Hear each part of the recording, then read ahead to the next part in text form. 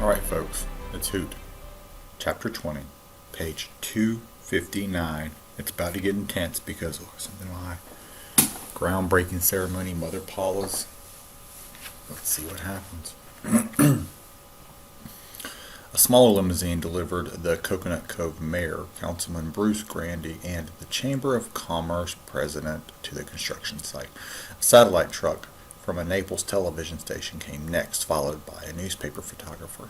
City workers tied red, white, and blue streamers to the fence and hung a hand-lettered banner that said, "Welcome, Mother Paula." At 10 minutes to noon, Roy and Beatrice arrived. This time she rode the handlebars and he pedaled. The camera stowed safely in his backpack. They were startled to see that they weren't the only ones to show up. The freckle-faced boy, the red-haired girl, and at least half of Mr. Ryan's history class were already there, along with a bunch of parents. "What in the world did you say to those kids yesterday?" Beatrice asked. "You promised them free flapjacks or something?" Flapjacks are pancakes, for those people who don't know. "I just talked about the owls, that's all," Roy said. He got another pleasant surprise when a van from the Trace Middle School athletic department rolled up, and Beatrice's soccer teammates piled out, some of them carrying posters. Roy grinned at Beatrice, who shrugged as if it was no big deal. They scanned the growing crowd but saw no sign of her runaway stepbrother. There was no sign of the owls either, which didn't surprise Roy. With so much noise and human commotion, the birds would likely stay underground where it was dark and safe. Roy knew that's what the pancake people were betting on, that the owls would be too frightened to venture out. At 12:15, the door of the construction trailer swung open. First to emerge was a policeman whom Roy recognized as Officer Delinko, then the bald construction foreman with a rotten temper, then a snooty-looking guy with silver hair and dorky sunglasses. The last to come out was the woman who played Mother Paula on TV commercials. She wore a shiny gray wig, wire-rimmed glasses, and a calico apron. A few people clapped in recognition as she waved half-heartedly. The group marched to a regular clearing that had been roped off in the center of the construction site. A megaphone was handed to the silver-haired guy, who said his name was Chuck E. Muckle, a vice president for Mother Paula's company headquarters.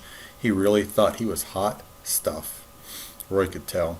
Ignoring the foreman and the police officer, Mr. Muckle proceeded with great enthusiasm to introduce some of the local big shots: the mayor, a city councilman, and the head of the Chamber of Commerce. "I can't tell you how proud and delighted we are to make Coconut Cove the home of our 469th family-style restaurant," Mr. Muckle said.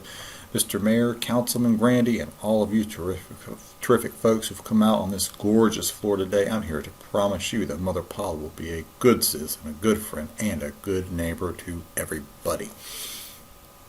"Unless you're an owl," Roy said. Mr. Muckle didn't hear it. Saluting the gathering of students, he said, "I am truly excited to see so many of our fine young people here today. This is a historic moment for your town, our town, I should say, and we're happy you can take a short break from your classes and celebrate with us." He paused and manufactured a chuckle. "Anyway, I expect you'll be seeing most of you again once the restaurant opens and Mother Paula's busy in the kitchen. Hey everybody, who likes licorice oatmeal pancakes?"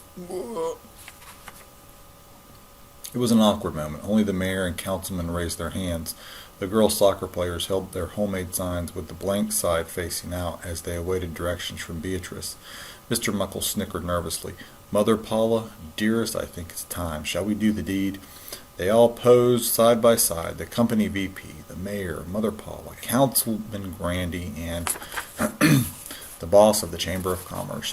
For the television crew and the news photographers, that's who they held still for, gold-painted shovels were handed out, and on Mr. Muckle's signal, all the dignitaries smiled, leaned over, and dug a scoopful of sand. On cue, a smattering of city employees in the crowd cheered and applauded. It was the most bogus thing Roy had ever seen. He couldn't believe anyone would put it on TV or in a newspaper. "These people," Beatrice said, "they need a life."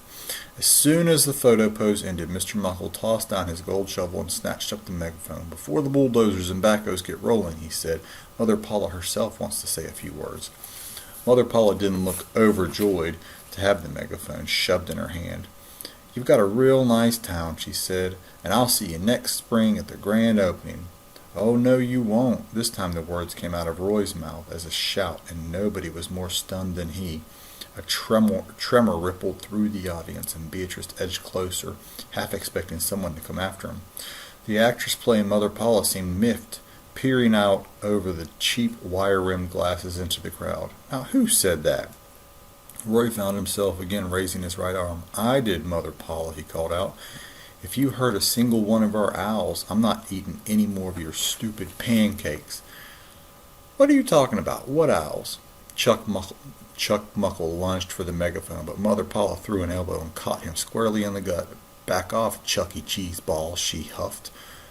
Go on, check it out for yourself, Roy said, gesturing around. Wherever you see one of those holes, there's an owl den underneath. It's where they build their nests and lay their eggs. It's their home. Mr. Muckle's cheeks turned purple. The mayor looked lost. Councilman Grandy looked like he was about to faint, and the Chamber of Commerce guy looked like he'd swallowed a bar of soap. By now the parents in the crowd were talking loudly and pointing at the den holes. A few of the school kids started chanting in support of Roy, and Beatrice's soccer teammates began waving their hand-lettered signs. One said, Mother Paula doesn't give a hoot about owls, and another said, bird killers, go home. And still a third sign said, save the owls and bury the buttermilks. As the news photographers snapped pictures of the protesters, Mother Paula pleaded, but I don't want to hurt your owls, really. I wouldn't hurt a flea. Chuck Muckle finally recaptured the megaphone and boomed a harsh scolding at Roy. Young fella, you'd better get your facts straight before you're making such outrageous and slanderous charges. There are no owls here. Not one. Those old burrows have been abandoned for years. Yeah? Roy reached into his backpack and whipped out his mother's camera. I've got proof, he shouted, right here. The kids in the crowd hooted and hurrahed. Chuck Muckle's face went gray and slack. He held out his arm and lurched toward Roy. Let me see that. Scooting out of reach, Roy switched on the digital camera and held his breath. He had no idea what he was about to see. He pressed the button to display the first photograph that Mullet Fingers had taken. The instant that the blurred, crooked image appeared in the viewfinder, Roy knew he was in trouble. It was a picture of a finger. Anxiously, he clicked to the second frame, and what he saw was no less discouraging, a dirty bare foot. It appeared to be the boy's foot, and Roy knew who it was. Beatrice's stepbrother had many special talents, but nature photography obviously wasn't one of them. In desperation, Roy touched the button once more, and a third picture clicked into the view. This time, there was definitely something other than a human body part visible in the frame, a distant feathery form unevenly illuminated by the camera's flash. Here, Roy cried, look! Chuck Muckle snatched the camera from him and examined the photo for about 3 seconds before bursting into a cruel laughter. What's that supposed to be? It's an owl, Roy said. And it was an owl, Roy was certain. Unfortunately, the bird must have swiveled its head just as Mullet Fingers snapped the picture.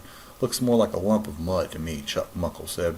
He raised the camera so that those in the very front of the audience could see the viewfinder. Boy's got quite an imagination, doesn't he? He added snidely. That's an owl. Then if that's an owl, then I'm a bald eagle. But it is an owl, Roy insisted, and that picture was taken right here on this property last night. Prove it, Chuck Muckle gloated. Roy had no response. He couldn't prove a thing. His mom's camera had passed around the fringes of the crowd, and by the time he got it back to Roy, he knew that most people couldn't really tell it was a bird on the photograph.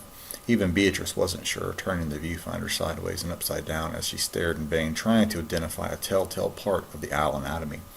Roy was crushed. The pictures taken by her stepbrother were worthless. The authorities in charge of protecting the burrowing owls would never block construction of the pancake house based on such fuzzy evidence. Thank you very much for coming, Mr. Muckle told the crowd through his megaphone, and thanks also for your patience during this rather inconsiderate delay. We'll see all you pancake lovers next spring for a big, hearty breakfast. In the meantime, this event is now officially over. The kids from Trace Middle stirred restlessly and looked toward Beatrice and Roy, who no longer had much of a plan. Roy could feel his shoulders sagging in defeat, while Beatrice's face had become a mask of grim resignation. Then a young voice rose up. Wait, it ain't over. Not by a mile it isn't. This time it wasn't Roy. Uh-oh, said Beatrice, lifting her eyes. A girl in the rear of the crowd let out a shriek, and everybody wheeled at once to look. At first glance, the object on the ground could have been mistaken for a kickball, but it was actually a boy's head. His matted hair was blond, his face caramel brown, and his eyes were wide and unblinking. A kite string led from his pursed lips to the handle of a large tin bucket a few feet away. The big shots came hurrying out of the crowd with Beatrice and Roy on their heels. They all stopped to gape at the head in the ground. "What now?" moaned the construction foreman. Chuck Muckle thundered, "Is this somebody's idea of a sick joke?" "Good heavens!" cried the mayor. "Is he dead?" The boy wasn't the least bit dead. He smiled up at his stepsister and winked slyly at Roy. Somehow he'd fit his entire skinny body down the opening of an owl burrow so that only his noggin stuck out. "Yo, Mother Paula," he said. The actress stepped forward hesitantly. Her wig looked slightly crooked, and her makeup was beginning to melt in the humidity. "What is it?" she asked. "You bury those birds," Mulletfinger said. "You gotta bury me, too." "But, no, I love birds, all birds." "Officer Delenko, where are you?" Chuck Muckle motioned for the policeman to come forward. "Arrest this impertinent little creep right now." "For what?" "Trespassing, obviously. But your company advertised this event as open to the public," Officer Delenko pointed out. "If I arrest the boy, I'll have to arrest everybody else on the property, too."